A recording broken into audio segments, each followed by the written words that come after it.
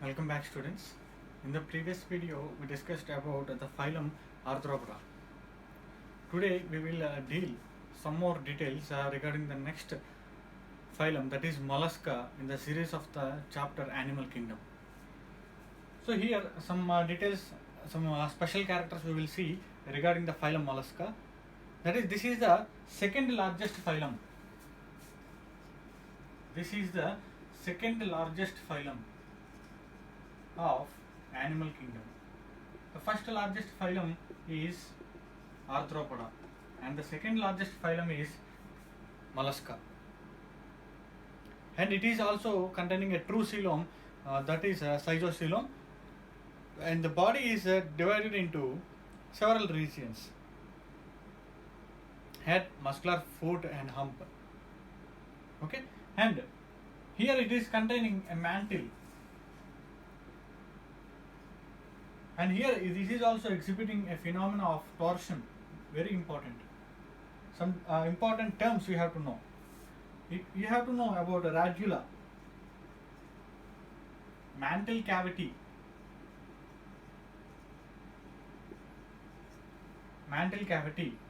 and hump, visceral hump.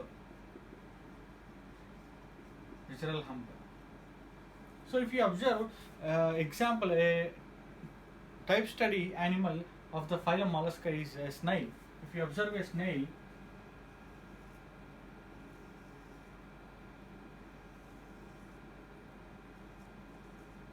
it is like this, and here it will open a shell and the animal will come outside.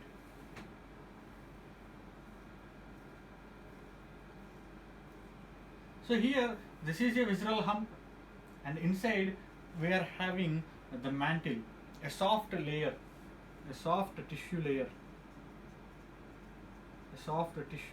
layer. For example, this is the mantle layer and this is the visceral hump, and in between these two we are having a space, that is mantle cavity. In that mantle cavity they have several respiratory organs like ctenidia. C is silent, ctenidia or gills, like that. Several respiratory organs are there. And one more thing here you have to know, the term torsion. What is torsion? During its development, what will happen if the animal is like this? For example, during development, this is all the muscular layers, and this is the visceral mass, that is the mass of tissues which is present inside, that is visceral mass. During the development, what will happen? One side will grow more, like this, and as a result of hydrostatic internal pressure, this one side mass will rotate 180 degrees. So as a result of that, shape will come. And this is an example. Snail belongs to a class, that is Gastropoda. So many classes, almost 7 or 8 classes: Placophora, Eplacophora, Monoplacophora, Cephalopoda, Gastropoda, like that several classes are there, and out of that class we can see this phenomena of torsion in the Gastropoda. Because as a result of torsion, these animals are primarily bilateral symmetry, but due to of that torsion, it is becoming secondarily asymmetrical. Already we discussed the topic symmetry. So if I asked what is the symmetry of gastropods, we have to tell bilateral symmetry. If I ask you specifically what is a primary symmetry, what is the secondary symmetry, then we can tell the secondarily these are asymmetrical. Because of the torsion, the body is inner mass is revolved up to 180 degrees, and as a result of that, it is exhibiting asymmetry. We cannot cut the adult animal into two equal halves, but in the larval stages or during development we can cut into two equal halves, that is bilateral symmetry. And radula is a rasping organ which can use for feeding because it can collect, it can be able to collect the food.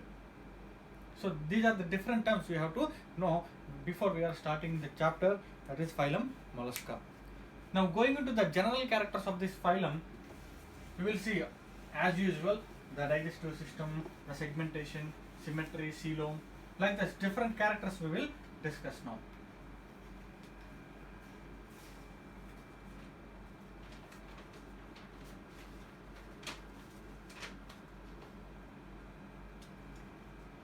Now, what is the meaning of the phylum Mollusca? What is the meaning of that name Mollusca? That means soft body.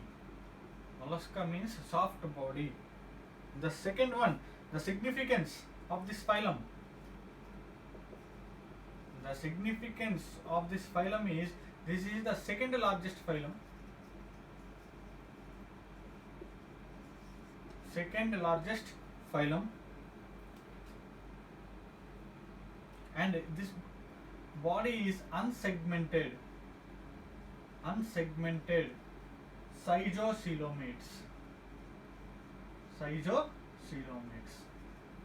See, schizocoelomates starts with Annelida. Schizocoelomates starts with Annelida.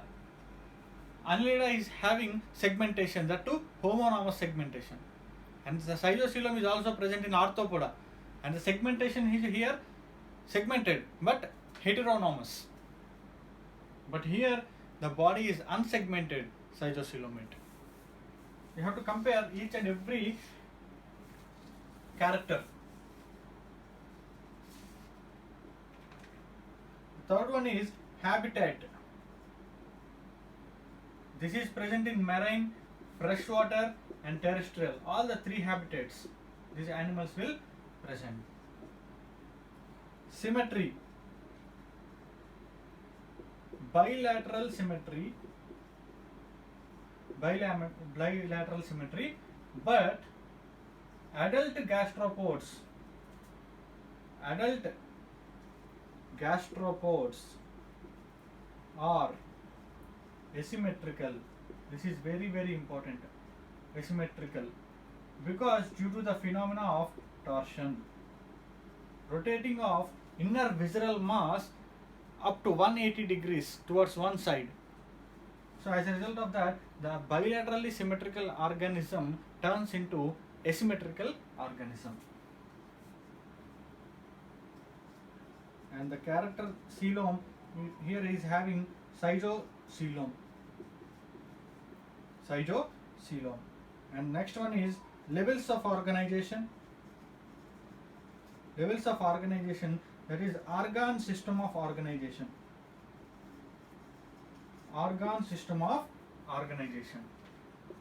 And the seventh one, number of germ layers.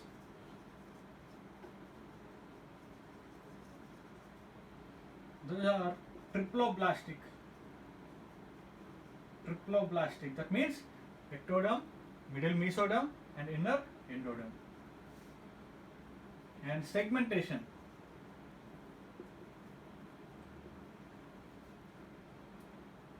Absent, so that's why unsegmented. Segmentation is absent. Digestion. This is also extracellular digestion. So the digestion is done in the alimentary canal itself, and the digested materials will be entered into, the nutrients will be entered into cells. So this is not intra, it is an extracellular type of digestion. And very important, what are the respiratory organs here? Respiration is done by different types of organs, that is Ctenidia, also known as gills. Or secondary gills, or mantle or pulmonary sac. So all this, either mantle will act as a respiratory organ, or the mantle will accommodate different types of respiratory organs. So that is Tenidia or secondary gills or pulmonary sac. So these are some of the characters, and going to the next character, that is either respiration is done, so excretion and circulatory system we will see now.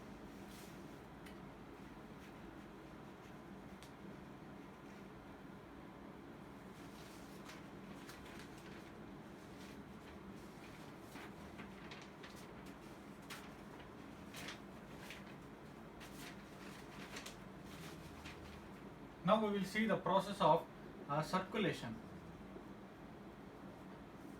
This is also open blood vascular system.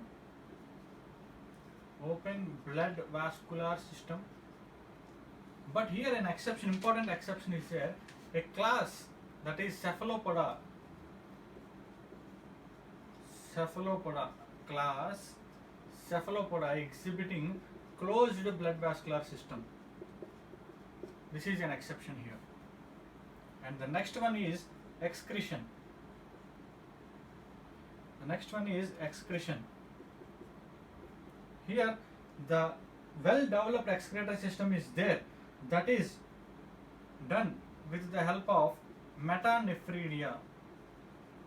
Metanephridia, that means here kidneys formation is taken place. Kidneys are metanephridias. Nephrostomes containing mesonephros, pronephros. Nervous system. Nervous system here is again contains circumesophageal nerve ring. That means the nerve ring connects the ganglia which are present surrounding the esophagus region of alimentary canal. Sense organs.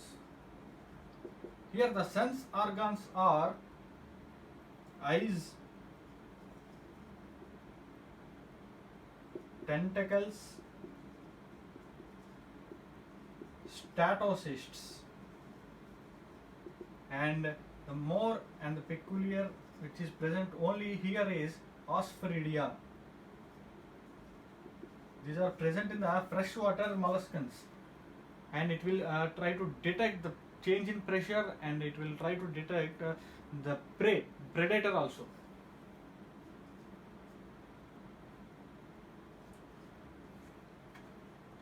Now the sexuality of these animals is mostly unisexual.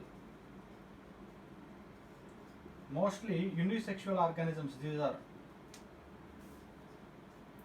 And the mode of reproduction here is almost sexual.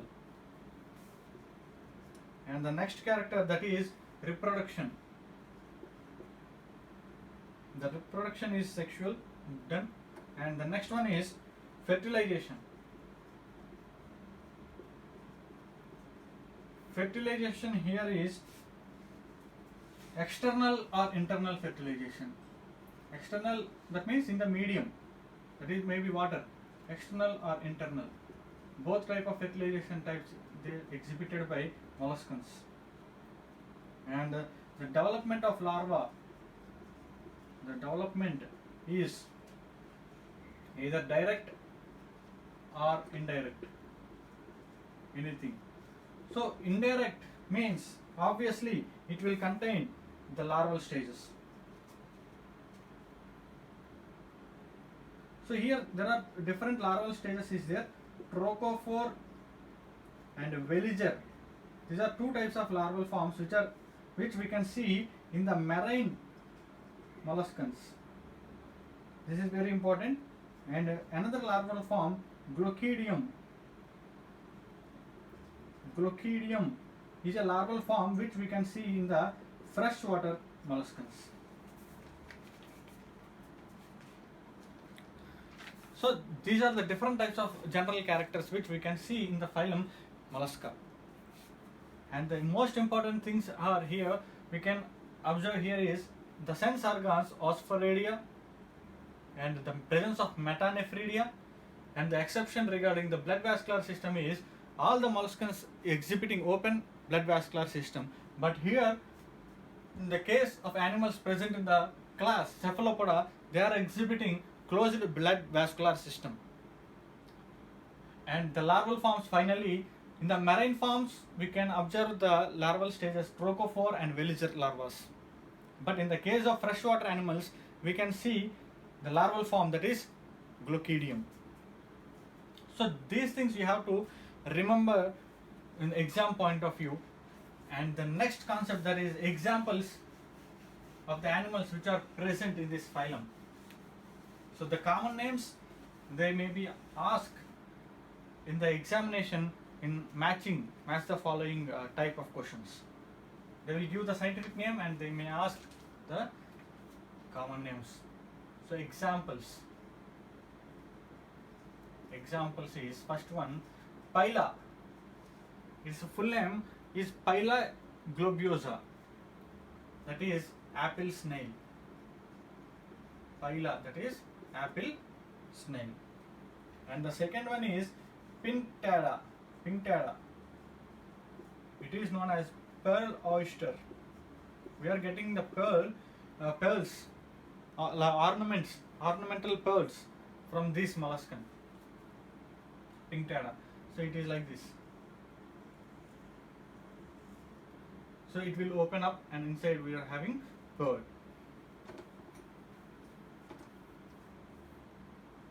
And the third one is Sepia. That is cuttlefish. Sepia, cuttlefish. And Loligo, that is, its common name is squid. And we have the famous one, octopus. This common name is devilfish. Octopus common name is devilfish. And Eplesia, sea hare. Its common name is sea hare. And Dentalium, its common name is tusk shell. And the next one, that is Chaetoplura. Its common name is chiton.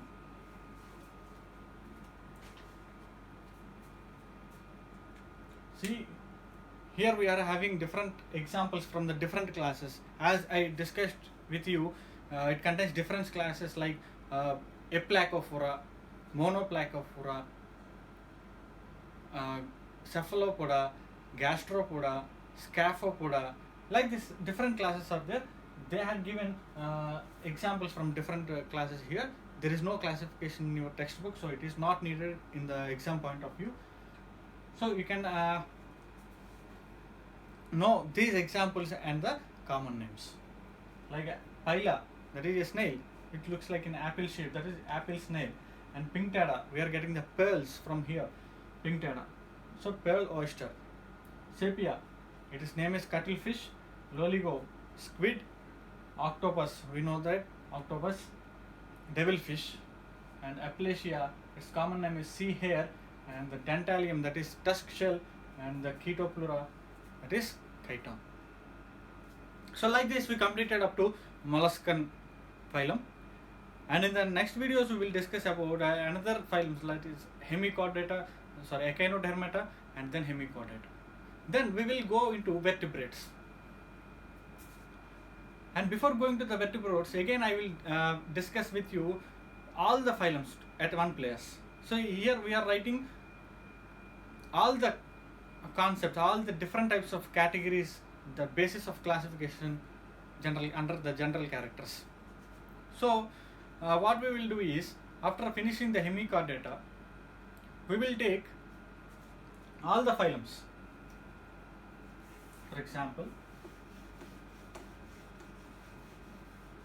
you may also prepare that, because I had given the notes of each and every general character in each and every phylum. So phylum Porifera, Cnidaria, okay, Porifera, Cnidaria, Ctenophora, Platyhelminthes, Nematoda, Annelida, Arthropoda, Mollusca, Echinodermata and Hemichordata. Like this we can take like this. And here general characters. First general character term coined by. So Porifera was coined by Robert Grant. So like that, if anyone is there, we can write. But if no one is there, we can leave it like this. So take big sized paper, not A4 or A3. Take some big sized paper, and we can make a table. So, and second general character, significance. Porifera, pore bearing. Cnidaria having cnidoblasts. Ctenophora having comb plates.